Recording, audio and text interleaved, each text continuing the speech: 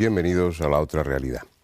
Hoy vamos a ocuparnos de la Gran Pirámide, un monumento grandioso del que podrían decirse tantas cosas que más que un programa habría que dedicarle una serie entera. Pero hoy vamos a introducirnos en la cuestión, una cuestión que, como verán, suscita tantos enigmas que convierten a ese monumento en algo desestabilizador y apasionante. Con sus medidas, con su tamaño, con las técnicas que se utilizaron en su construcción, uno puede plantearse lícitamente si existió una civilización desaparecida y la Gran Pirámide es un resto de aquella, si los extraterrestres anduvieron, como algunos sugieren, por nuestro pasado, o si, de una forma más simple, habría que retroceder nuestra historia conocida unos cuantos milenios más atrás. De todo ello hablaremos a lo largo de este programa. Vamos a ver una primera parte del reportaje y después, como es habitual, les presentaré a nuestros invitados. Hasta ahora. Esta es la Gran Pirámide. 4 triángulos que convergen allá arriba, en el cielo de Egipto. Sin embargo, a pesar de tan elementales trazos, jamás ha habido otro edificio que despierte tanta admiración entre los hombres. Grandiosa, abrumadora y al tiempo cálida y cercana. No hay monumento comparable. Es la síntesis de la grandeza y también, como después veremos, del misterio. En los libros se dice que fue construida por el faraón Keops en solo 20 años. 7.300 días para colocar casi 3 millones de bloques de piedra de varias toneladas cada uno.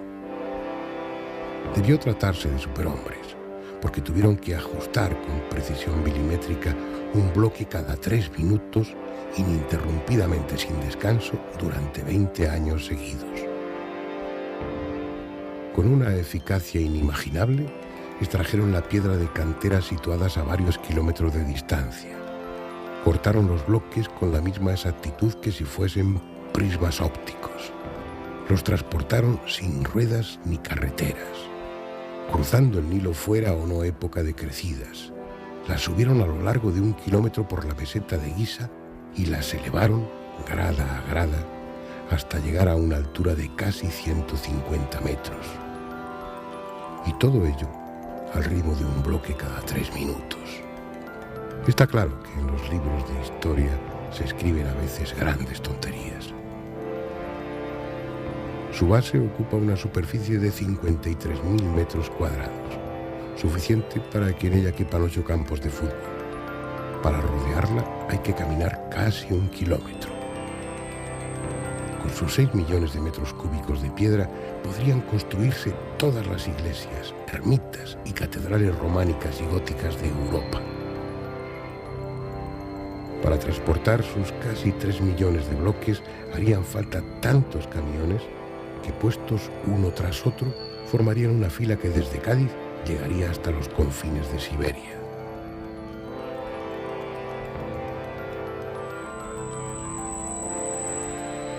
Con sus piedras se podría construir un muro que rodease toda la península ibérica. Todo ello es cierto. Sin embargo, tan colosales medidas, tan gigantesco volumen, no impresiona apenas a historiadores y arqueólogos que despachan la cuestión a base de cientos de miles de obreros y descomunales rampas. Diciendo lo que saben, pero sin saber lo que dicen, porque es sencillamente imposible.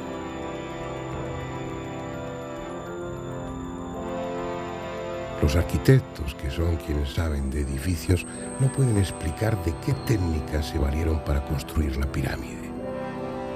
Los astrónomos son incapaces de imaginar de qué medios se sirvieron para orientarla con tal exactitud. Los topógrafos no alcanzan a entender cómo pudieron allanar esa parte de la meseta de Giza de manera que entre sus esquinas opuestas, que distan más de 325 metros entre sí, haya un error de nivelación de solo 1 centímetro. Los ingenieros palidecen al pensar qué tipo de grúas fueron utilizadas para colocar bloques de hasta 60 toneladas a decenas de metros de altura. Dicho de otra forma, de acuerdo a lo que sabemos de la historia antigua, Aunque esté ahí, la Gran Pirámide no existe. Pero dejemos por el momento la cuestión y vayamos a conocer su interior. Hoy los visitantes entran por el túnel situado a la altura de la quinta hilera de piedras. Es una excavación supuestamente abierta por orden del califa Al-Ma'mún en el siglo IX de nuestra era. Nosotros vamos a penetrar en el reino de las sombras por la puerta original. Está más arriba, a nivel de la hilera 15. Esta entrada, ahora desnuda e impresionante, con sus 4 bloques de descarga sobre ella, estaba cubierta por las losas de revestimiento y posiblemente por una puerta basculante cuya existencia solo conocían los sacerdotes de más elevado rango. Cruzando su umbral, entramos en un estrecho túnel que se hunde hacia las profundidades. No es posible caminar erguidos por él, solo mide 1,22 metros de altura por poco más de 1 metro de ancho. Pero además desciende con una pendiente de 26 grados. Más que andar, uno se deja caer a trompicones, sujetándose a las paredes para no rodar. Así a lo largo de 97 metros. Allá abajo el túnel se hace horizontal y aún más estrecho. Es preciso recorrerlo en postura humillante, a gatas. Solo mide 9,5 metros. Una vez atravesado, con el cuerpo dolorido y los pulmones apurando el poco oxígeno que hay en aquel aire viciado, llegamos a la más profunda de las cámaras de la Gran Pirámide, situada por debajo del nivel de la meseta de Giza. Es una sala siniestra y ominosa. Unos la llaman cámara inacabada, otros cámara del caos. Pero una observación detallada permite deducir que no está a medio construir, sino que intencionadamente se le dio este aire primitivo e imperfecto. Ya fuese para desmoralizar a los profanadores de tumbas o, como luego veremos, con fines rituales.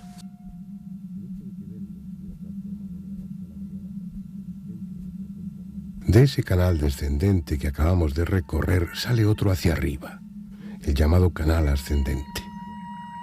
Está taponado con 3 enormes bloques de piedra para impedir su acceso, pero se puede llegar a él por el túnel que abrieron los profanadores y que Al-Ma'mún agrandó en el siglo IX.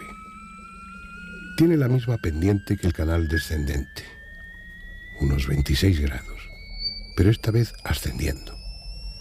Es más corto, solo mide 37,5 metros, por lo que resulta menos fatigoso recorrerlo, y en cualquier caso merecería la pena, porque se abre a un espacio inesperadamente amplio y arquitectónicamente desconcertante por su perfección.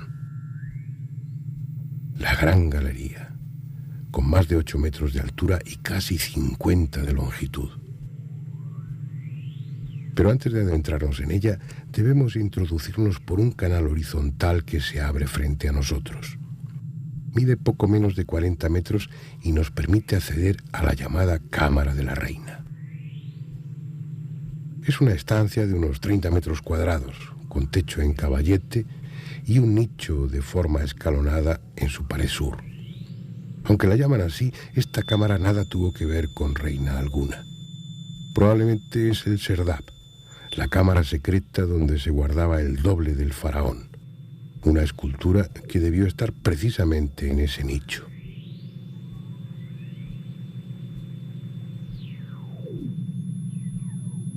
Si desandamos el camino, volveremos a la Gran Galería, que sube con la misma pendiente que trae el canal ascendente.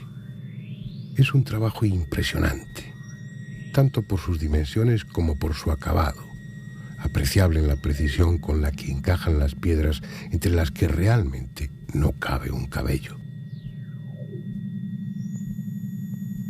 En el extremo superior de la galería se abre un corto pasadizo que da a la llamada Cámara de los Rastrillos, una angosta estancia que debió servir para alojar 3 losas verticales de piedra que impedían el acceso a otro pequeño túnel que desemboca en la Cámara del Rey, el auténtico corazón de la Gran Pirámide. Una sala de 50 metros cuadrados que sorprende por su desnudez. Allá arriba, 6 metros por encima del suelo, 9 enormes losas con un peso de 400 toneladas forman el techo. En el extremo este de la cámara, el célebre sarcófago de granito, un primitivo y tosco bloque de granito rojo sin pulir que supuestamente contuvo la momia real. Para completar nuestro recorrido por el interior de la Gran Pirámide, visitaremos 2 lugares a los que el público no tiene acceso, ya que de hecho nunca estuvieron destinados a que alguien los visitase.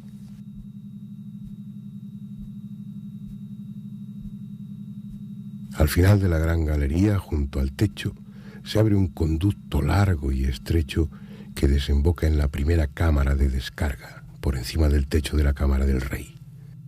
Es la inferior de 5 agobiantes estancias destinadas posiblemente a aliviar el peso que gravita sobre la cámara del sarcófago. De esa se asciende a las restantes por un canal abierto a fuerza de dinamita por el coronel Weiss a finales del siglo XIX.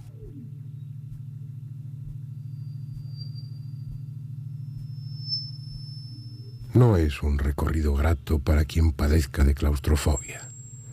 La oscuridad, el silencio propio del más silencioso de los sepulcros, el aire enrarecido y la consciencia de tener encima el peso de millones de toneladas de piedra convierten el ascenso cámara a cámara en una desagradable aventura. Un esfuerzo que además no permite el reposo, porque de forma incomprensible las baterías de los focos y las pilas de las linternas se descargan con inusitada rapidez, como si algo les succionara vorazmente su energía. Así hasta llegar a la última cámara de descarga. Saber que de hundirse la pirámide por su propio peso lo haría precisamente en ese lugar, y ver que las enormes losas que sobre nuestra cabeza forman el techo están ya separadas varios centímetros, son detalles que no invitan ciertamente a pasar mucho tiempo allí. El otro lugar no visitable está al principio de la gran galería, pero no en el techo, sino en el suelo. En ese punto se abre un pozo de 70 metros de profundidad que desemboca en el canal descendente, cerca de la Cámara del Caos. Estas imágenes corresponden a la primera vez que el pozo ha sido filmado. No está clara su función, pero es probable que guarde algún secreto aún por descubrir. No sería el único, porque como después veremos, la Gran Pirámide va desvelando sus misterios poco a poco, a medida que avanzan nuestros conocimientos científicos y vamos siendo capaces de comprender su mensaje. En esta primera parte del documental ya han tenido ustedes oportunidad de conocer la Gran Pirámide por fuera y por dentro. Incluso han tenido el privilegio, permítanme utilizar ese término, de visitar lugares que habitualmente no visitan los turistas. Yo creo que hay datos, elementos suficientes para iniciar el debate, pero antes voy a presentarles a los invitados de esta noche.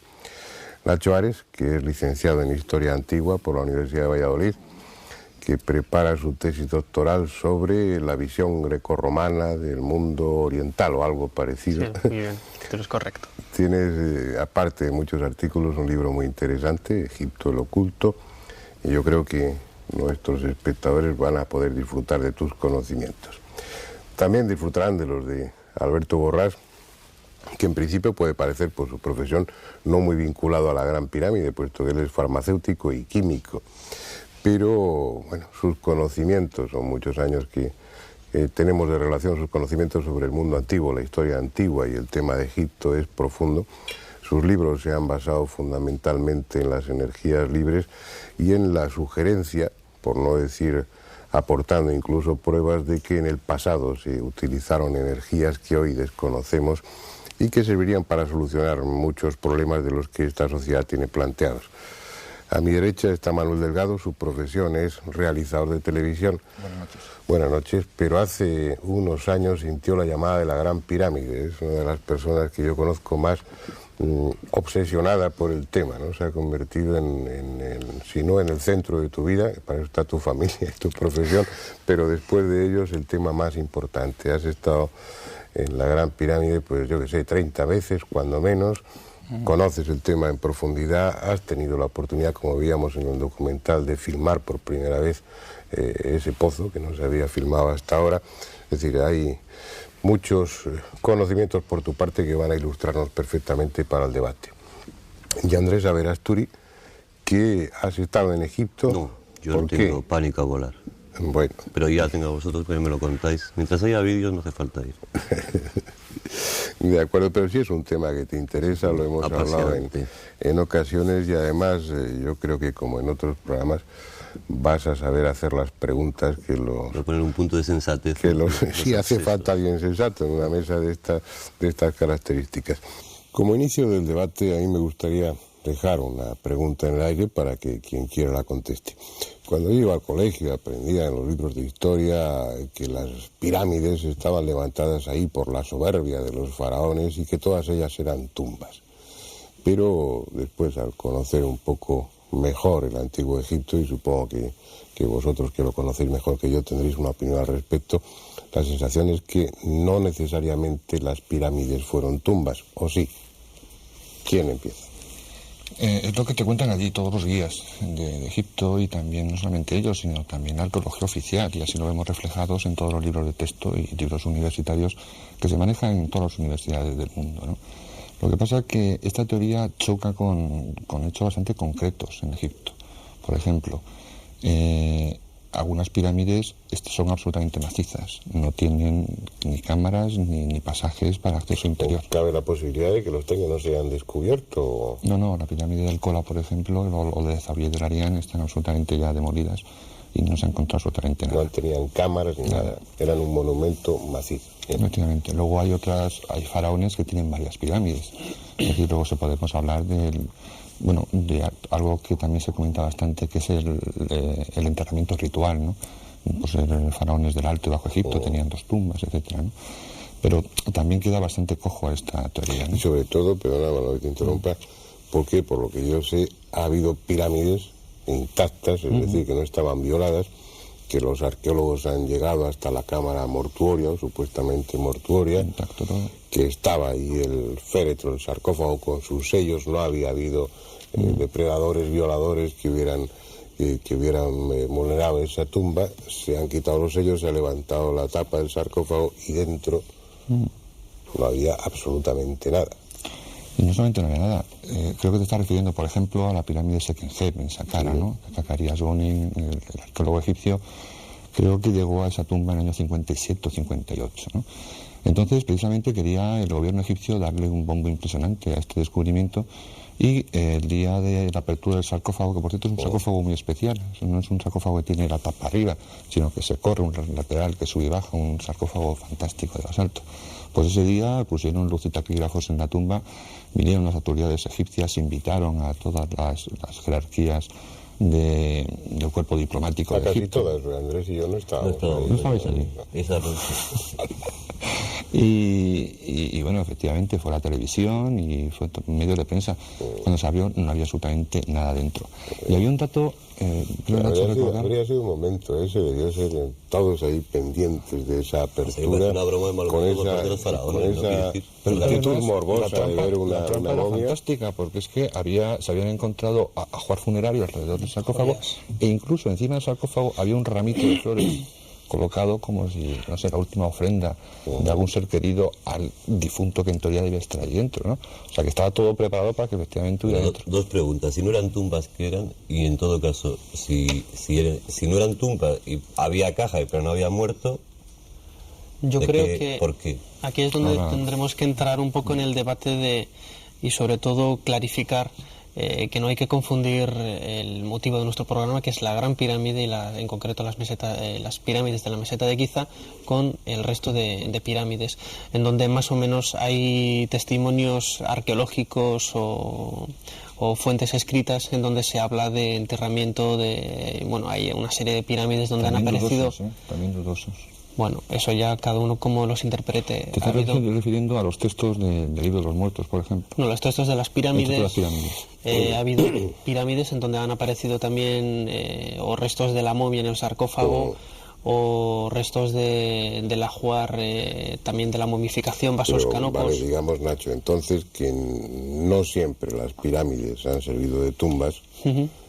Ni todas las pirámides estaban vacías de muertos. Claro, es una idea que yo tengo... Lo cual complica todavía más el tema, porque entonces sí que no sabemos para qué servía. Que aparte de tener una función funeraria, que para mí personalmente, por lo menos si bien no en la Gran Pirámide, que pudo haber sido reutilizada, porque eso es una cosa de la que podremos hablar a lo largo del debate, el resto de pirámides tuvieron una función funeraria, aparte de una función astronómica por la orientación que tenían, una función iniciática, una serie de ritos que hoy desconocemos. Digamos, para clarificar un poco el tema, salvando las distancias, sería equiparable pues a esa misa que se hace de corpore insepulto, me parece que se llama en el ritual católico, que hay un ataúd o un catafalco dentro de la iglesia y sin embargo no está el muerto dentro. Estaríamos hablando de rituales en los que por un lado está el enterramiento físico del cadáver, de la momia, y por otro lado monumentos, en este caso pirámides, ligados a funciones religiosas que tienen que ver con la muerte del personaje, pero que no necesariamente obligan a que el muerto esté ahí, ¿no?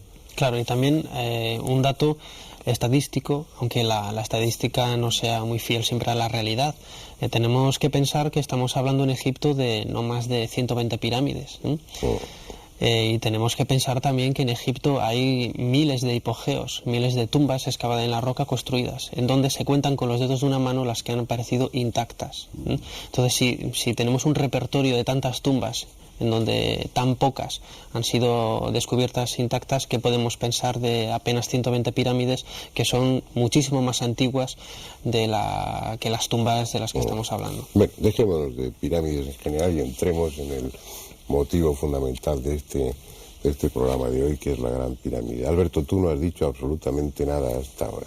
¿Por qué? Bueno, se ha hablado también muy ligeramente de rituales iniciáticos y por qué se hacían los rituales iniciáticos dentro de las pirámides cuando se podían hacer en cualquier templo, en cualquier lugar. Quizás porque la pirámide puede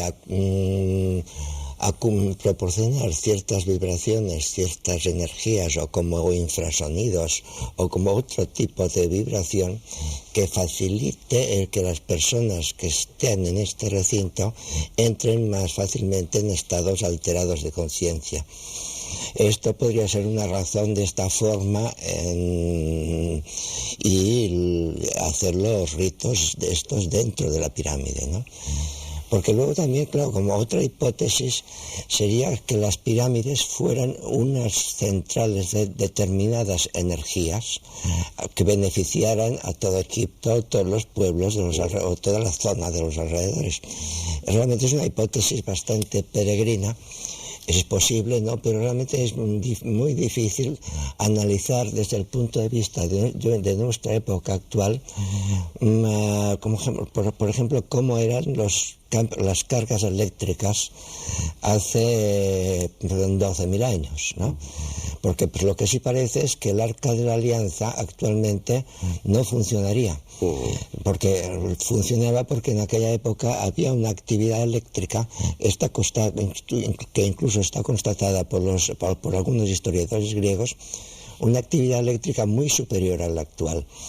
Entonces, claro, quizá algo podía influir en la pirámide de esta actividad eléctrica que no... Pero luego hay cosas mucho más complejas. Aquí se podría hablar muchísimo más, ¿no? Porque todo esto iría ligado a circunstancias gravitatorias que la Tierra hubiera pasado todo en su periplo alrededor del Sol por distintas regiones del espacio en las cuales variasen la aceleración gravitatoria. efectivamente. Entonces, y podemos hablar luego de ellos. Sí, yo ya tomaría nota mentalmente de una de esas posibles funciones, ¿no? La hipótesis, la idea es que la Gran Pirámide, por lo menos otras pirámides quizá también, desempeñaba unas funciones o podía desempeñar unas funciones de tipo energético que en su momento sí eran útiles, porque por lo que parece claro, parece demostrado, la actividad eléctrica en la atmósfera hace varios milenios no es la misma que ahora. Entonces aparatos como el Arca de la Alianza o la función de la Gran Pirámide o de otras como generadores, acumuladores o conversores de algún tipo de la electricidad ambiente, pues hoy ya se habría perdido. Ese es un punto a considerar, las funciones, para qué servía la Gran Pirámide o qué funciones podía tener. Pero vamos a yo os veo todavía así, estáis muy pacíficos. Voy a empezar con un elemento que sé que es de discordia.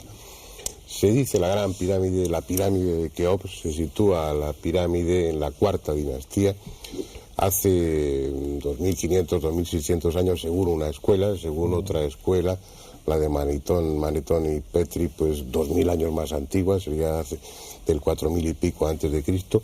Sea como fuese, se la sitúa históricamente en una época determinada del Antiguo Egipto. Pero hay discusión, no está claro si realmente esa pirámide es atribuible al faraón Keops o es mucho más antigua y Keops la rehabilitó.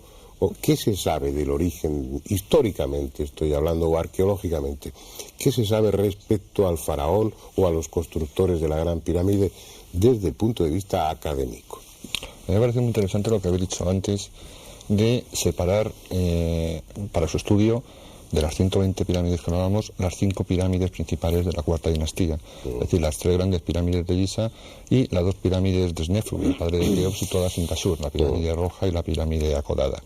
¿Por qué hay que separarlas? Porque antes hablaba Nacho de los textos de las pirámides, pero es que resulta que estas 5 grandes pirámides, las 5 pirámides fantásticas que maravillan y que luego hablaremos un poquito de su estructura y de toda la tecnología aplicada en esa construcción, es que ninguna de estas pirámides tiene el más mínimo jeroglífico.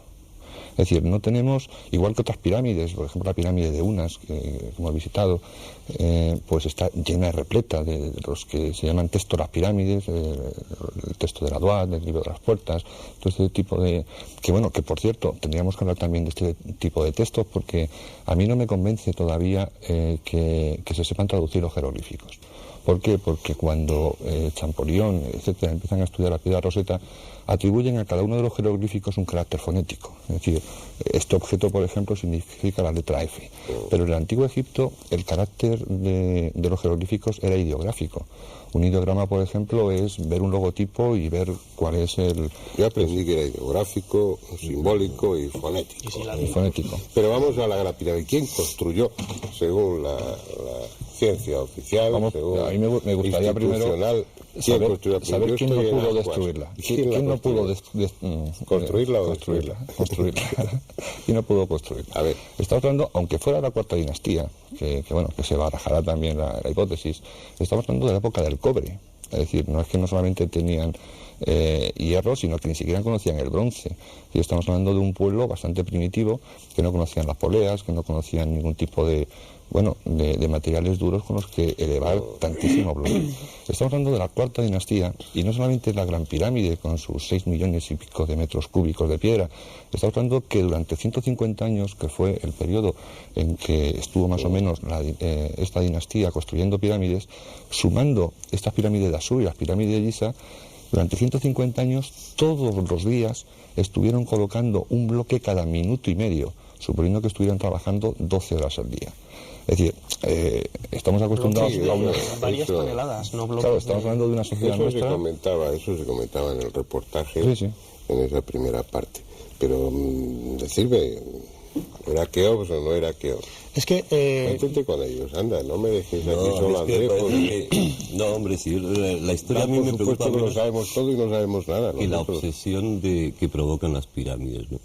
Eso es lo que más me llama la atención, es decir, que Manuel haya ido 30 veces a las pirámides, como decíamos al principio. Dos veces a Egipto y en las pirámides Pues hay cientos. Yo creo que os metéis en la teoría de las energías de Alberto, que son ganas de buscar explicaciones a lo que sencillamente no entendemos, ¿no? Y bueno, pues no se entiende cómo están las pirámides, no se sabe muy bien para qué servían, y entonces la solución es buscar energías, buscar extraterrestres, buscar pues respuestas a lo que no sabemos. Pues chicos, pues yo qué sé, pues estarían allí para algo. Pero llegarían a alguien y ya está. Pero, indudablemente. Ya, pero ¿por qué plantearse tantísimos problemas? Y sobre todo, ¿por qué se obsesiona? Es que hay un problema de base, yo creo. Partimos de la base de la Gran Pirámide y las pruebas arqueológicas de la técnica o la tecnología que tenían los egipcios en la cuarta dinastía hacia el 2500 a.C. para redondear, no cuadra ni de lejos con los requisitos mínimos para construir un monumento de estas características. Los arqueólogos ortodoxos hablan de que los egipcios eran muy pragmáticos, eran muy prácticos, muy útiles y tal. Conocían la rueda pero no la utilizaban. Hay representaciones de la rueda en el Imperio Antiguo, en la quinta dinastía, en varias tumbas de Saqqara, pero no la utilizaban, muy parecido a lo que hacían los mayas en América, que tenían un conocimiento social de la rueda pero no la utilizaban. Y una serie de... La utilizaban en los juguetes, por ejemplo. Por ejemplo, que se han encontrado varios, sí. Pero todo esto no cuadra en absoluto con los métodos que tenían, sobre todo matemáticos. No se puede saber cómo se ha construido eso. Y no lo sabe nadie. No lo sabe nadie. Con la tecnología moderna... Por lo que se está hablando aquí, un poco mi compromiso es ir centrando a favor del espectador, pero que hay una cosa, históricamente no habría ningún problema para situarla en la cuarta dinastía y que la construyó... Hay todos los problemas del mundo. No, pero digo, desde un punto de vista, no sé, formal o académico. Pero el problema viene cuando te pones a estudiar la Gran Pirámide, las pirámides de la cuarta dinastía, en concreto la Gran Pirámide, y entonces cuando empiezas a ver que todo eso escapa al horizonte cultural que se le atribuye.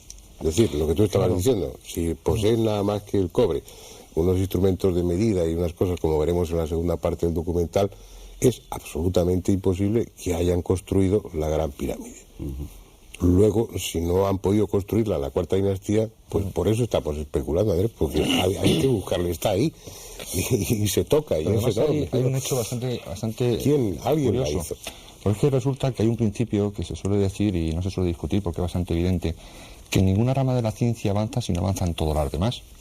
Por ejemplo, el primer trasplante de corazón, Dr. Barnard creo que fue, ¿no?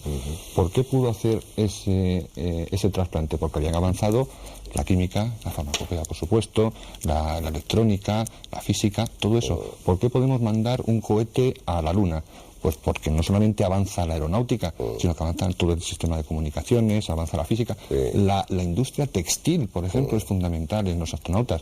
Y tampoco te imaginas que un astronauta se lleve en la cápsula unas gallinas que tengas allí que matar y comérselas. Porque también incluso, yo no sé si hay una ciencia gastronómica, pero también aporta su conocimiento y sus adelantos para que esta gente coma ahí arriba con toda la garantía del mundo.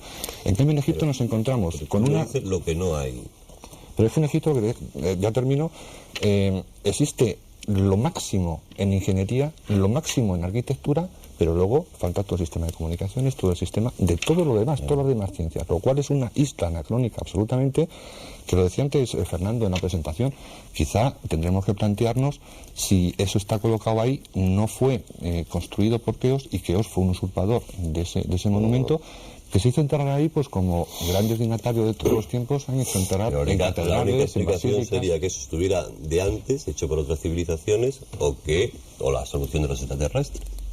Por lo menos vamos a centrar el tema en que no lo pudieron hacer. Eso no lo pudieron hacer ellos. Pero es que el problema es que nosotros, con nuestra tecnología moderna, tampoco podríamos hacerlo. Nosotros, en nuestra era espacial y en el máximo de ciencia que tenemos, sería imposible. Y lo bueno que tiene Egipto es que no solamente vamos cuatro por ahí diciendo cosas de Egipto, es que se están incorporando científicos de todas las ramas para el estudio de las pirámides, y se están incorporando biólogos y están sacando cosas impresionantes. Entonces, claro, el problema de las pirámides no es que un arqueólogo, que es una profesión preciosa y que tiene todo, no sé, a mí me encantaría haber sido arqueólogo, como supongo que a muchos de los que estamos aquí, Pero un arqueólogo no puede valorar cómo se meten 3 millones de bloques de piedra en 20 años, que fue el tiempo de duración de Keops, poniendo un bloque cada minuto. Y hacer una rampa que mide no sé cuántos, para eso no va un arqueólogo. En el templo de Komombo, por ejemplo, se encuentra un instrumental quirúrgico. El arqueólogo tiene que descubrir eso, pero luego tendrá que ser la medicina la que diga cuál es el grado de perfeccionamiento de la medicina en aquella época. Pues entonces, para construir la Gran Pirámide no tendrán que ser los arqueólogos los que digan cómo se hizo, sino tienen que ser los ingenieros y tienen que ser los arquitectos. Sí, eso Cuando preguntas a un arquitecto cómo se puede construir o cómo él construiría la Gran Pirámide, pues prefiere hacer lo que tú has dicho en el documental. Dice, no, prefiero hacer una valla que rodee toda la península ibérica de 6 metros de altura. Porque es que hay que tener en cuenta que si estamos hablando de una pluma, efectivamente, hoy en día hay plumas que pueden levantar un peso cercano al eje principal de 15 toneladas. Pero si la Gran Pirámide mide 230 metros, la pluma que tiene que estar aquí para elevar un bloque de 60 toneladas en el centro tiene que tener un brazo de 115 metros como mínimo. El peso al final de esa palanca es un peso que la verdad, las pirámides empieza con la maldición, ¿no?, de las pirámides, y a partir de ahí ya todo son especulaciones, todo son no explicaciones de lo que es. Y surge en el tema de las energías, del poder de las pirámides, de las mediciones. Esto es mucho más antiguo que toda la época de Descartes, de los descubrimientos estos que se hicieron, la tumba de Tutankamón y todo esto, ¿no? Porque estamos hablando de que Al-Mamun, que fue el que en teoría, históricamente, el que abrió el túnel y consiguió llegar al interior de la pirámide, lo picó él y no descubrió ningún cadáver dentro, que eso también tenemos que poco que verlo. Estamos hablando que en el siglo IX, que fue aquel hecho, ya Al-Mamun iba buscando una especie de saber oculto en la Gran Pirámide, que, como decía Nacho antes, era un saber que se iba transmitiendo oralmente generación tras generación, y que atribuía a la Gran Pirámide unos conocimientos incluidos en sus proporciones, incluidos en sus medidas, relacionados con la astronomía, por ejemplo. Ya en la época antigua ya se tenía la sensación, o el conocimiento, o el recuerdo, o la tradición de que la Gran Pirámide era mucho más que un monumento arquitectónico. Se hablaba incluso en esas leyendas árabes de cosas muy curiosas, de cámaras secretas en las que había hierro que no se oxidaba, se aludía al acero, que había vidrio que se podía doblar sin quebrarse, se estaba aludiendo al plástico, y algún otro tipo de cosas que eran desconocidas incluso en la época en la que esas leyendas empezaron a circular, o por lo menos quedaron escritas y publicadas. Pero bueno, me quedan pocos minutos para esta primera parte, pero sí me gustaría que, por situarnos, los espectadores y yo, pues Keops realmente existió, de eso no hay ninguna duda. Pero ¿qué se sabe? ¿Hay algo en la personalidad o en el reinado de Keops que haga pensar que fue un faraón especial y que sí pudo tener conocimientos para construir esa maravilla? Lo digo esto antes de tener que recurrir a otras hipótesis más desestabilizadoras. ¿Qué se sabe de Keops? Yo creo que todo lo contrario. La figura de Keops la conocemos a través de diferentes listas de reyes, a través de 3 esculturas que se conservan de él, una perfectamente atribuible y las otras 2 dudosas, y una serie de relieves que fueron reutilizados por un faraón posterior en el Imperio Medio hacia el 2000 a.C. en un complejo de pirámides al sur de la meseta de Giza, en el List. Y absolutamente no sabemos prácticamente nada más de este faraón. Yo he leído cosas muy curiosas en esa mastaba del Imperio Medio, de una princesa Meritotes, donde decían que había sido amante de Keops, de Kefren y Micerino. Sí, pues fíjate, Keops gobernó 50 años más o menos, Kefren otros 50, y Micerino me parece fueron 6. Sí, debía ser una mujer con muchos atractivos para que a los 100 y pico años todavía fuera deseable. Esta anécdota la cuento porque tampoco en la época egipcia, del Egipto antiguo, da la impresión de que sabían mucho de Keops, ¿no? No se sabía prácticamente nada. Sí, incluso la estela del inventario, una estela que apareció muy cerquita de la Esfinge, en la meseta de Giza, junto a la Gran Pirámide, también habla de una forma ambigua de la figura de Keops. En la primera parte del texto da a entender que la Gran Pirámide ya estaba construida ahí cuando Keops reinó, y seguidamente sigues traduciendo y ves que el texto le atribuye la Gran Pirámide, vamos, incluso... Habla de la Gran Pirámide como templo de Isis. Como templo de Isis. Y dice que cuando llegaban los grandes dignatarios de otros países a visitarle, les llevaba a ver el templo de sus antepasados. Es una estela que bueno, está en el Museo del Cairo, Yo todavía no la he encontrado, Nacho, tú me parece que tampoco la has encontrado, pero hay referencias en algunos libros sobre esa estela. Y entonces, bueno, ya tenemos una base como para pensar que Keops ya decía, estaba construida, y lo que fue usurparla, ¿no? Lo que pasa es que hay un dato bastante curioso. Si tú comparas las pirámides de la tercera dinastía con las pirámides de la quinta dinastía, no tienen nada que ver. Son muy parecidas. Ah, de la ¿Sabes? quinta dices. De la tercera a la quinta son muy parecidas, o sea, es una evolución correcta. En cambio, la cuarta dinastía se eleva ahí por una isla absolutamente anacrónica en el tiempo y en la tecnología. La ¿no? primera pirámide que se data en la historia de Egipto, en la época de Zoser, la pirámide escalonada, en 35 años aparece la pirámide roja, la del padre de Snofru, en Dashur, al poco tiempo la gran pirámide, y es un salto evolutivo en apenas 60 años, que incluso mucho más impresionante que la evolución que podemos haber tenido nosotros en pleno siglo XX, con la tecnología de 1900. Los telespectadores ahora mismo, por lo menos yo, la conclusión es de que todos creéis que eso no es una obra terrenal, ¿o no? Claramente. No es egipcia. O sea, no es egipcia de la época del cobre. O sea, sabemos que está ahí. ¿Ha hecho la raza humana? No sé, eso podemos valorarlo luego. En una civilización de la que no queda nada conocido. Está claro que si te das una vuelta por el Museo del Cairo y ves qué herramientas se utilizaban en la cuarta dinastía, efectivamente, es imposible hacer lo que está haciendo. O sea, que hay dos soluciones para concluir. O nos las han dado los extraterrestres, o es una civilización absolutamente perdida que ha dejado ahí las dos pirámides. Las pruebas dicen claramente eso, lo que pasa es que los arqueólogos no quieren aceptarlo. Bueno, pues si estáis de acuerdo y nuestros espectadores también, vamos a ver esa segunda parte del documental. Es sabido que los egipcios usaron serruchos para cortar la piedra, y no solo la piedra caliza, relativamente blanda, sino también otras de mucha mayor dureza, como el granito. Se conocen ejemplares de serruchos egipcios de bronce con dientes de esmeril, y en los hipogeos de Tebas se han encontrado bloques de granito serrados.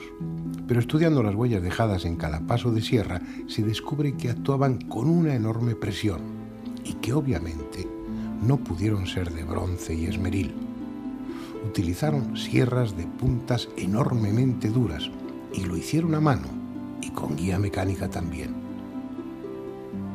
Este es el sarcófago de Diodefre, hijo o hermano de Keops. Está en el Museo del Cairo. El serrucho ha cortado ya 2/3 de la tapa. Se puede observar la superficie irregular que va dando forma al sarcófago. El plano de corte muestra desniveles del orden de 1 centímetro. No podemos imaginar qué tipo de serrucho utilizaron, pero es seguro que lo manejaron manualmente, con las imperfecciones que eso implica. Veamos ahora otro sarcófago de piedra cortado también con serrucho. Se trata del que se encuentra en la cámara del rey de la Gran Pirámide. Es una obra maestra de serruchado, puesto que, aunque no ha recibido el pulido posterior, puede considerarse una pieza terminada por la regularidad de los cortes, ya que los desniveles de las superficies serradas son del orden de 1 milímetro. Esta es una cantera situada en Cerceda, en la madrileña Sierra del Guadarrama. Utiliza la tecnología más moderna para el corte de piedras. Su máquina más perfecta para serrar piedras de granito cuenta con una hoja circular de 2 metros de diámetro, con numerosos dientes de vidia, o carburo de tungsteno. En cada vuelta la hoja desciende 4 centésimas de milímetro, pero no se puede ejercer más presión porque las puntas de la sierra se abrasarían. 4 centésimas de milímetro en cada paso de sierra, y eso gracias a sus puntas de vidia, que tienen una dureza 11. Pues bien, ¿puede alguien explicar qué tipo de sierra y qué clase de material usaban en el antiguo Egipto? Porque en cada paso de sierra avanzaban casi 2,5 milímetros, 60 veces más que nuestras modernas sierras. No poseemos ningún material natural o artificial que soporte ese tipo de presiones. Y no es algo excepcional en aquella cultura, lo hacían también con taladros cilíndricos. Taladros que dejaban un tarugo central de hasta 15 centímetros de diámetro. En los taladros modernos, el cilindro es de acero con puntas de vidia. La presión a la que trabajan debe regularse cuidadosamente mediante control manométrico. Los taladros con punta de diamante trabajan con una presión de 50 kilogramos y a poca velocidad para no quemarse. Los de punta de vidia solo soportan una presión de 30 kilogramos, pero tienen la ventaja de su mayor velocidad. En uno u otro caso, los taladros modernos avanzan 4 centésimas de milímetro en cada giro. Los trépanos egipcios avanzaban 50 veces más, 2 milímetros en cada giro. De acuerdo con esos datos escrupulosamente rigurosos, aquellas gentes utilizaban taladros que soportaban presiones de 2000 kilogramos y que tenían puntas 50 veces más duras que el diamante. Y conste que ya sabemos que material de esa dureza no existe ni en este ni en ningún otro planeta del sistema solar, pero están ahí los agujeros producidos por los trépanos y hay que admitirlo así. Es una técnica que después perdieron. Por ejemplo, en la primera dinastía sabían trabajar el pórfido con esa técnica, pero después se les olvidó. Y estamos hablando de hace 5.000 años, según la Escuela de Berrín, o 7.600, según Manetón, con el que están de acuerdo Petri y otros arqueólogos. En cualquier caso, esa consecución técnica no es nada comparable con la que realizaron aquí, en la Gran Pirámide, al cubrirla con losas de revestimiento. Solo quedan unos pocos de esos bloques, pero fueron 27.000 que cubrían las 4 caras de la pirámide. Ese recubrimiento, esas 27.000 losas, constituyen la proeza más alta que haya alcanzado jamás el hombre desde un punto de vista técnico. Poseen superficies planas de más de 3 metros cuadrados. Sus aristas, de casi 2 metros, muestran un paralelismo entre sí con un error de 5 centésimas de milímetro, de tal forma que al colocarse juntas la cara de una y de otra quedan en íntimo contacto. No hay en esos bloques huellas de arrastre ni puntos para enganchar grúas o cuerdas. Además, colocaron en las juntas yeso de fraguado rápido, que obliga a colocar el bloque al primer intento, sin posibilidad de moverlo después. ¿Cómo lo hicieron? En las canteras actuales, una campana de vacío succionando sobre una superficie pulida permite levantar piedras de hasta 2 toneladas. Pero es absurdo pensar que en la cuarta dinastía utilizasen campanas de vacío. Además, cada uno de esos 27.000 bloques de revestimiento no pesaba 2, sino 16 toneladas. Los 90 grados exactos que forman los ángulos diedros de esos bloques debieron recibir su último acabado en el taller donde se labraron, para que ajusten a lo largo de los 230 metros de la primera hilada de bloques. El control de la angularidad en cada uno de ellos fue del segundo de error. Es decir, cada uno de estos bloques de revestimiento está realizado con más precisión que una escuadra normalizada de las que se utilizan en la industria moderna. Estos bloques de revestimiento plantean además una cuestión que la arqueología no admite, y es que los constructores de la Gran Pirámide poseyeron instrumentos ópticos. Un instrumento no óptico de medida da errores de hasta 300 segundos. Un anteojo corriente de autocolimación da errores de hasta 5 segundos. Pues estos bloques de revestimiento, la angularidad está corregida con errores de 1 segundo. Es decir, no solamente poseyeron instrumentos ópticos, sino que además fueron de alta precisión. Para que se hagan una idea, el tallado y pulimento de cada uno de estos bloques es una tarea comparable a la de pulido de la lente mayor del telescopio de Monte Palomar. Y eso lo hicieron 27.000 veces, porque 27.000 eran los bloques de revestimiento, y hace 5.000 años o 7.600, de eso no estamos seguros. Sin embargo, no es la única prueba de que poseyeron una tecnología avanzada. La existencia de grandes conocimientos geodésicos y de los instrumentos precisos es inevitable para orientar la Gran Pirámide en la forma que lo hicieron. La arqueología cuenta con datos como este: representaciones en las que se ve al rey y otros personajes con una maza, estacas y la cuerda de arpentar, determinando la orientación de un templo. En los manuscritos e inscripciones tampoco se encuentra la menor muestra de conocimiento geodésico. Por tanto, Es comprensible que los arqueólogos digan que la exacta orientación geodésica de las pirámides solo podrá atribuirse a la casualidad.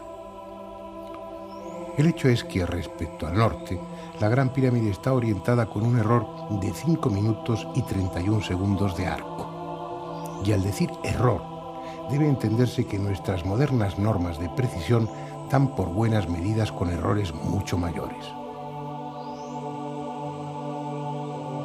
Es más, esos 5 minutos y 31 segundos de error serían hoy mismo una proeza geodésica. Tengan en cuenta que esos 5 minutos y 31 segundos de error equivalen al ancho de una moneda contemplada desde 1 kilómetro de distancia. Lo que ya escapa a cualquier posibilidad de que el azar fuera la causa de esa exactitud es que la otra gran pirámide, la de Kefren, tiene exactamente la misma orientación, también con 5 minutos y 31 segundos de desviación respecto al norte. La única conclusión posible es que si así lo hubieran querido, la habrían orientado con un error de 0 grados, 0 minutos y 0 segundos. Si juzgamos los conocimientos matemáticos de los egipcios a través de los textos que nos dejaron, la conclusión es lamentable.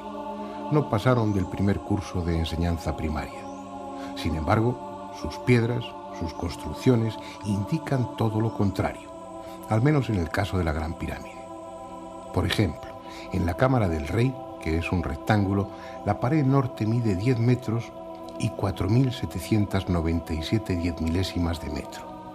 La opuesta, la pared sur, mide 10 metros y 4.782 diezmilésimas de metro. Es decir, el error de medida es del orden de 1/10 de milímetro por metro. El mismo error que hoy se acepta para los prismas ópticos. Pero veamos si esa precisión se mantiene en superficies mucho mayores, por ejemplo en la base de la Gran Pirámide. Este esquema representa la base de la Gran Pirámide, en el que se incluyen las longitudes de los lados y el valor de los ángulos. Cada lado mide algo más de 230 metros, concretamente 230 metros con 363 milímetros como promedio, casi 1 kilómetro de perímetro, lo que da una superficie de 53.067 metros cuadrados para la base de la pirámide, aproximadamente la de 8 campos de fútbol. Recordemos ahora que según las evidencias arqueológicas, los antiguos egipcios no utilizaron hasta la dinastía XVIII la plomada y la mira de observación. Pero seamos generosos y concedamos a los egipcios de la cuarta dinastía plomadas y miras de observación como esta que están viendo. ¿Qué precisión podían permitir aparatos de esa clase? Es difícil calcularlo, pero si tenemos en cuenta que instrumentos mucho más modernos, como el astrolabio, la ballestilla o las escuadras de pínulas y de espejos dan errores de 30 a 20 minutos, habremos de convenir en que el merjet egipcio, que es el instrumento que acabamos de ver, daría errores como mínimo de 30 minutos. Pues bien, volvamos al plano de la base de la pirámide. En un cuadrado de más de 53.000 metros cuadrados de superficie, el ángulo noroeste mide 89 grados, 59 minutos, 58 segundos.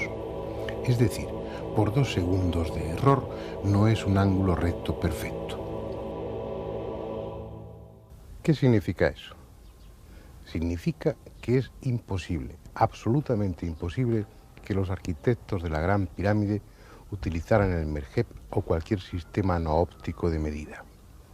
Eso significa que es inevitable, repito, inevitable, que utilizasen instrumentos ópticos, además de alta precisión, tan buenos como nuestros modernos teodolitos. Cualquiera que sostenga que la orientación y las medidas de la Gran Pirámide fueron realizadas a ojo desnudo y con cuerdas, no sabe de lo que está hablando. Otra prueba de la precisión técnica utilizada en la construcción de la Gran Pirámide la encontramos en la horizontalidad de su base, sobre todo si tenemos en cuenta que los constructores dejaron sin labrar la piedra de la meseta en el centro y solo rebajaron el perímetro. Ese mojón de piedra central impidió que las direcciones diagonales se pudieran tener en cuenta en el momento de nivelar. Solo lo pudieron hacer por el perímetro. A pesar de todo, si comparamos dos ángulos opuestos, el noroeste y el sureste, veremos que la diferencia de altura entre uno y otro es de 1,5 centímetros. Esa diferencia de altura representa un error de 4 centésimas de milímetro por metro, lo que concuerda con la rigurosa exactitud presente en todas las medidas a las que nos hemos referido. La única conclusión posible es que el nivel científico y técnico de quienes construyeron la Gran Pirámide era muy superior al de las siguientes dinastías. Este edificio singular responde a un plan único mantenido fielmente desde el primer golpe de pico hasta la colocación de la última losa de revestimiento. Dioses o ingenieros de extraordinarios conocimientos cuyo origen desconocemos, quienes hicieron ese grandioso monumento, no dejaron ni un solo detalle a la improvisación. La Gran Pirámide está hecha con más precisión que nuestros actuales relojes de pulsera. La diferencia es que no pesa 100 gramos, sino 7 millones de toneladas.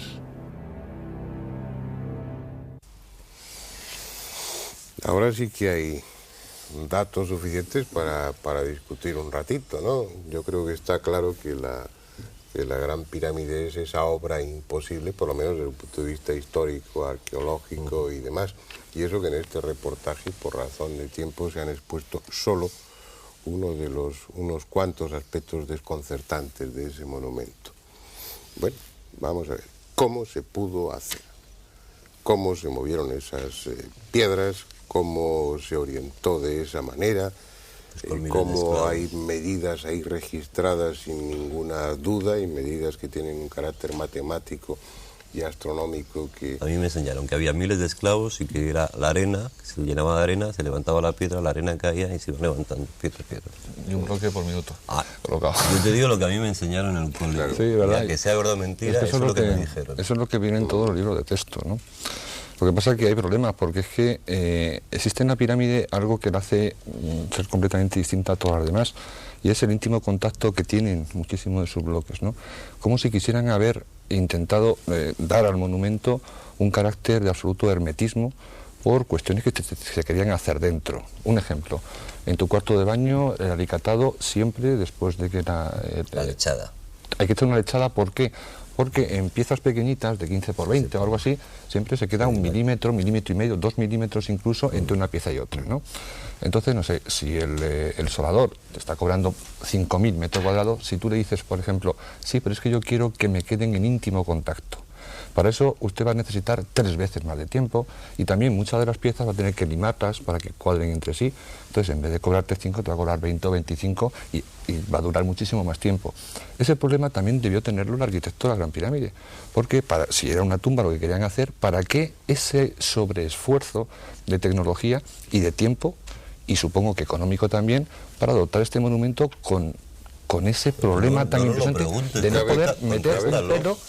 Cabe una posibilidad, que es que en contra de lo que nosotros imaginamos hoy no les costará ningún trabajo.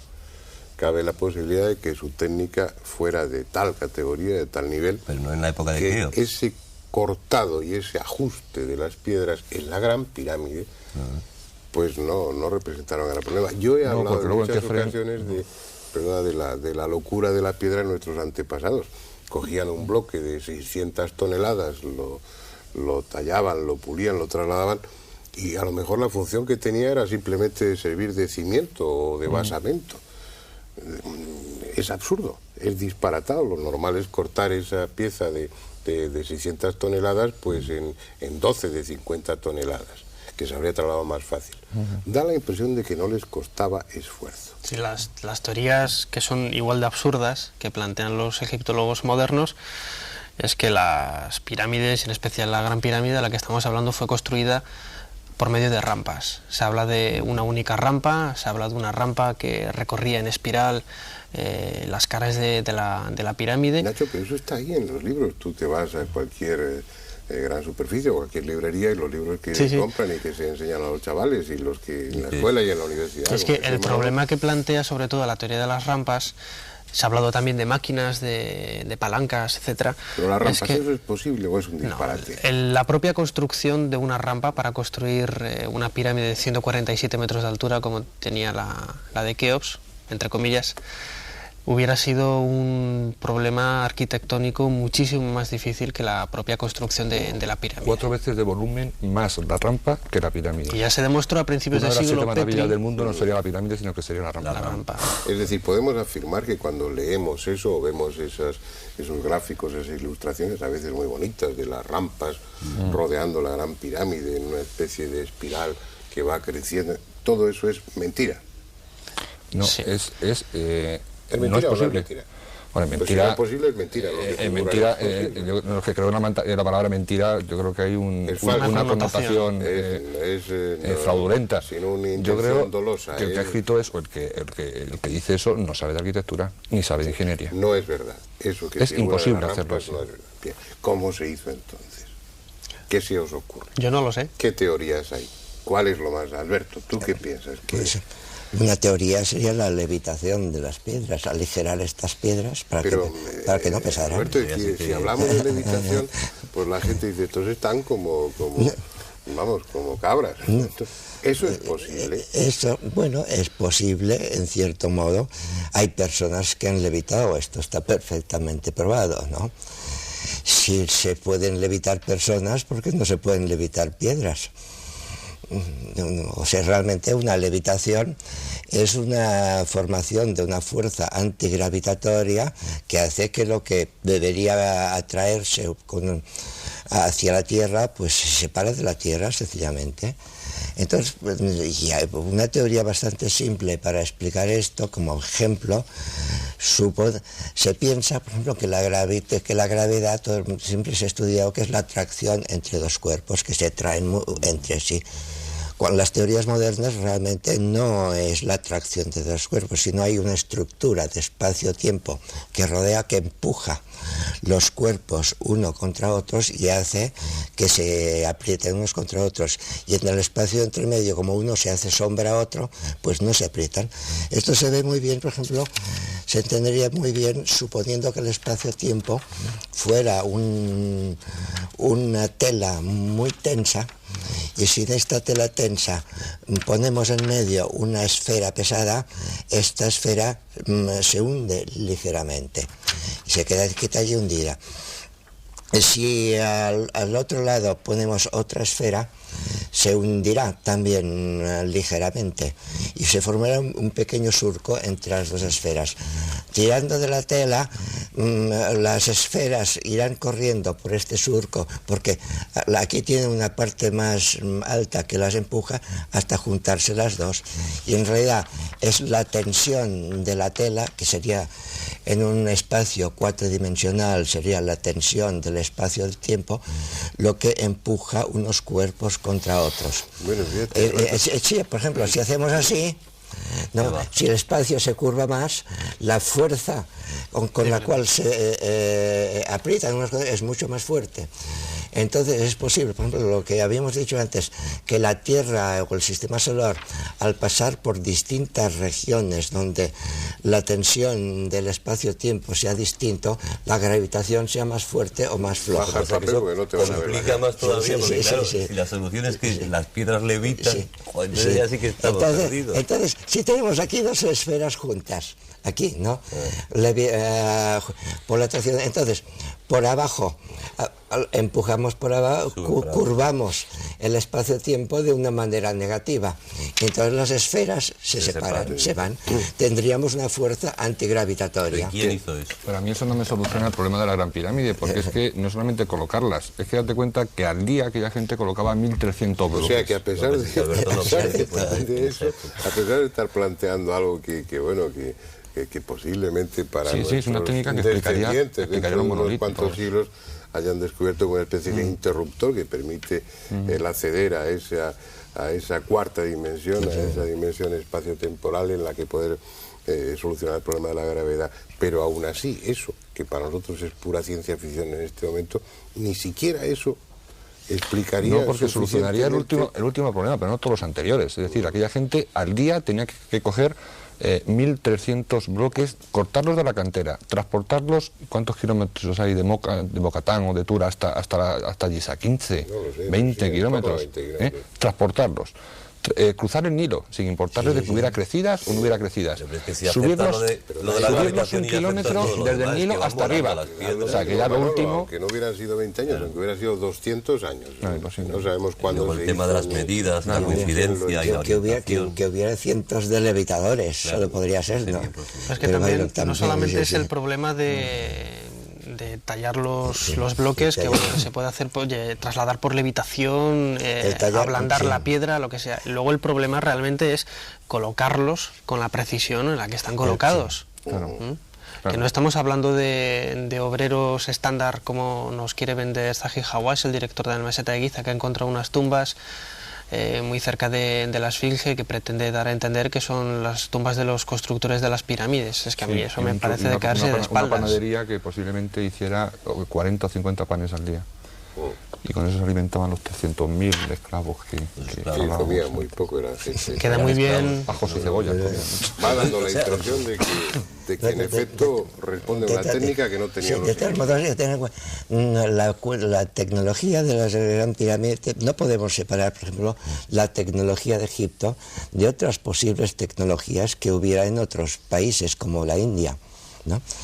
Si en la India ya está casi realmente bastante probado que pudo haber, por ejemplo, aeronaves hace 10 o 12.000 años, ¿no? Porque los textos que se han descubierto son descripciones exactísimas, minuciosísimas, ¿no? Incluso del pilotaje de naves, de cómo funciona, de las maniobras que hay que hacer, de los peligros, de la comida de los pilotos, de los trajes de los pilotos, tácticas de combate, todo, y en libros escritos un libro, Vimanika Shastra, que precisamente significa tratado de aeronáutica. Y es un libro escrito hace 5 o 6.000 años, del cual ahora hay copias de copias, y que se descubrió este manuscrito a principios de este siglo, en un sánscrito antiguo, difícil de traducir. Entonces, si había esta tecnología en la India, pero si había esta tecnología, no podía estar una tecnología de este tipo solo en la India, tenía que estar en el resto del mundo. Alberto, lo que pasa es que el problema está en que mientras hacían esas cosas técnicamente maravillosas, pues morían a los 15 años, no había... Era un asco la sanidad, no utilizaban la rueda, ni siquiera el torno, llevaban unas sandalias pues hechas muy rústicamente, es decir, vivía poco menos, no en el Neolítico, pues ya estaba en la edad de los metales, pero ni siquiera en la edad del bronce todavía. Mira, vamos, para desconcertarnos más y desconcertar aún más a los espectadores, vamos a ver un pequeño vídeo muy breve donde se puede apreciar rotundamente que la Gran Pirámide está colocada, además, toda esa enorme masa, de la forma precisa para señalar momentos astronómicamente fundamentales. Lo que hay detrás, la técnica que hay detrás para colocar la Gran Pirámide justo en esa posición y no en otra, es algo que tampoco entendemos. Pero vamos a ver ese pequeño inserto que es muy breve. En septiembre de 1935 tuvo lugar un descubrimiento que demostraba cómo la Gran Pirámide respondía a un plan definido y único desde que fue trazada sobre el tablero de dibujo. Yapetri, el sagaz mensurador de la Gran Pirámide, había observado que la cara sur de la construcción no era lisa, sino que estaba constituida por dos planos que formaban entre sí un ángulo de 27 minutos de arco. Él lo atribuyó a que por alguna razón técnica la capa de revestimiento del centro de la cara era más gruesa. Sin embargo, se equivocaba. La cara sur tenía esa concavidad por una razón muy concreta que descubrió André Pochon en 1935. La Gran Pirámide estaba construida y orientada de tal modo que señalaba los equinoccios y los solsticios. Al salir el sol, la arista de la derecha daba sombra a la media cara izquierda de la cara sur de la pirámide. La sombra avanza con rapidez hacia la derecha como si fuera un velo que va descorriéndose y deja iluminada esa media cara izquierda. Es un fenómeno breve que dura unos 20 segundos. Por eso André Pochant lo bautizó con el nombre de efecto relámpago. Después, durante 4 o 5 minutos, la cara sur de la Gran Pirámide permanece con media cara iluminada y media cara oscura. A la puesta del sol el fenómeno se repite al revés. A simple vista y sin coincidir con la fecha adecuada es difícil observar esa concavidad de la cara de la pirámide, pero cuando existían las losas de revestimiento, pulidas a espejo y pintadas de color rojo, debió ser un espectáculo impresionante. Hoy las piedras son grises, están desnudas y las caras de la pirámide son desiguales y rugosas. Solo la distancia puede permitir la ilusión de que son lisas. Sin embargo, André Pochant consiguió fotografiar ese efecto el 21 de marzo, fecha del equinoccio de 1934, al atardecer. En esta secuencia se ve cómo la parte izquierda de la cara sur termina por quedar en sombra, en tanto que la mitad derecha permanece iluminada. En esta otra fotografía de la misma época, tomada exactamente a las 6 de la tarde desde un avión de la Royal Air Force, puede verse aún más claramente el efecto. En primer término, la pirámide de Kefren, con su pared sur lisa, y en segundo término, la Gran Pirámide, con su cara sur mitad en sombra y mitad iluminada. Después, Pochant pudo comprobar que la cara norte también estaba dispuesta de la misma forma y el efecto luminoso era igualmente visible. De hecho, esa concavidad está en todas las caras, y aunque apenas perceptible a ojo desnudo y fuera de los equinoccios y solsticios, la Gran Pirámide no tiene 4 caras, sino 8. Esa concavidad explica también una peculiaridad de la Gran Pirámide que hasta ahora no estaba justificada. Si se fijan, la entrada de la pirámide no está centrada, no coincide con el apotema de la cara norte. Está a unos 17 metros de altura y teóricamente debiera coincidir con el eje de la pirámide. Sin embargo, está 7 metros y 29 centímetros desplazada hacia el este. El argumento empleado por la mayoría de los autores es que ese desplazamiento no tenía otro objeto que desorientar a los posibles saqueadores. Pero si tenemos en cuenta que la pirámide estaba cubierta de bloques de revestimiento que ocultaban la existencia de entrada alguna, sobraba tal precaución. Pochant sugiere que, dada la concavidad de la cara, si la entrada coincidiera con el ángulo que forman las dos medias caras, las filtraciones en épocas de lluvias acabarían por inundar el canal descendente y la cámara del caos, puesto que el agua tendería lógicamente a discurrir por el centro de la cara como si fuera un canalón. ¿Por qué ese esfuerzo? ¿Por qué no haber hecho las caras de la pirámide lisas sin más? Realmente es impresionante. No, claro. Pero esa sería una sola de las funciones de la Gran Pirámide, el señalar con precisión los equinoccios, ¿no? Que también es otra obsesión de los pueblos antiguos, el marcar, determinar los equinoccios a veces con obras gigantescas, colosales. Pero bueno, estamos acabando el tiempo de este debate y lo que ha quedado por aquí es que los antiguos hindúes pues fabricaban aeronaves, que bueno, que lo de levitar piedras pues aplicando las hipótesis más de vanguardia, pero bueno, a lo mejor encontramos una técnica en el futuro. La conclusión es que lo de las rampas es un puro disparate arquitectónico y demás, que la panadería esa que han descubierto pues malamente podía alimentar a esa gente, a esos constructores. Es decir, estamos con un monumento que está fuera de su tiempo, con un monumento que no pudo construirse durante la Cuarta Dinastía. Te estás preguntando para qué, y quizás las preguntas, o otras preguntas tan interesantes como esa, serían cuándo y por quién. Claro. Lo cual nos podría dar también bastante... Claro, no, es que es la conclusión. Si no es la Cuarta Dinastía, si no es en el Imperio Antiguo, pues más moderna no es, porque está ahí, por lo menos en esa época, tiene que ser más antigua. Tendríamos que hablar de alguien en una época que ignoramos, con una técnica que desconocemos. ¿Quién? Y también estamos olvidando quizá una cosa, estamos basándonos un poco en la Gran Pirámide como un monumento aislado, cuando los últimos estudios que se están realizando ahora allí en la meseta de Giza indican que todas las construcciones de la meseta de Giza, es decir, las 9 pirámides que existen, las 3 grandes, más las 6 satélites, incluso la Esfinge y el templo de la Esfinge, corresponde a un plan establecido de toda la meseta de Giza. Yo propongo a los espectadores que hagan un pequeño hombre un papel y pongan el corte transversal de la Gran Pirámide, pero en el suelo y multiplicado por 5.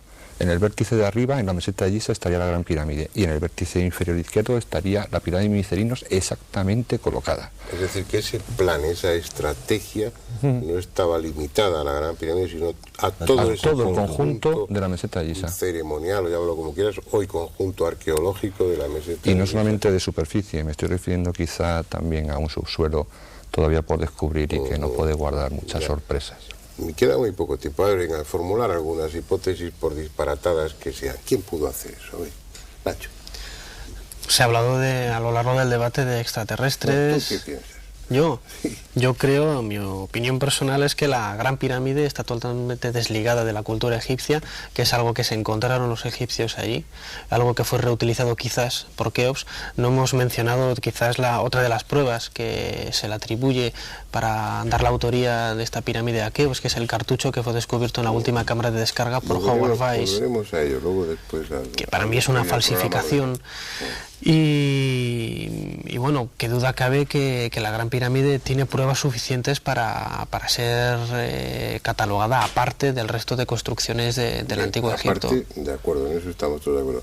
Pero a tu juicio, bueno, no te estoy pidiendo una afirmación, ni os lo voy a pedir a ninguno, sino simplemente una opinión que le damos un origen extraterrestre, fueron los dioses, fue la civilización de la Atlántida, fueron unos protoegipcios que vivieron hace 30.000 años. Yo solamente puedo decir que es anterior. A partir de ahí ya la especulación está abierta, podemos hablar de extraterrestres, podemos hablar de atlantes, podemos interrelacionarlos, como hablaba en una ocasión con Manolo, extraterrestres que visitaron Atlántida, y a partir de ahí una evolución un tanto atípica. Los problemas de la Gran Pirámide, las hipótesis son todas disparatadas. En el momento que nosotros... luego a lo mejor son todas reales. Pero disparatado también era la teoría de la relatividad cuando la expuso Einstein. Sí, pues yo digo disparatado desde el punto de vista de lo convencional, ¿no? Cuando menos desestabilizadoras. Siguiendo la ronda, ¿tú qué piensas? Podría ser extraterrestre, pero yo me inclino más bien que fuera una construcción humana de una civilización mucho más antigua de la cual hemos perdido los rastros. Podría ser de la Atlántida o incluso anterior a la Atlántida. Pues realmente por ahí estas concomitancias, como esto lo que he dicho antes de la India, no se puede mantener una tecnología aislada en un país, se expande rápidamente por todo el mundo. Luego, por ejemplo, nosotros mismos, en 200 años hemos pasado de la máquina de vapor, ¿no? Porque prácticamente en el siglo XVI se vivía casi la tecnología del siglo XVI era del tiempo de los romanos, ¿no? O peor todavía, ¿no? Y hemos pasado de la tecnología del siglo XVI-XVII a los viajes en 200, 300 años hemos pegado un salto impresionante.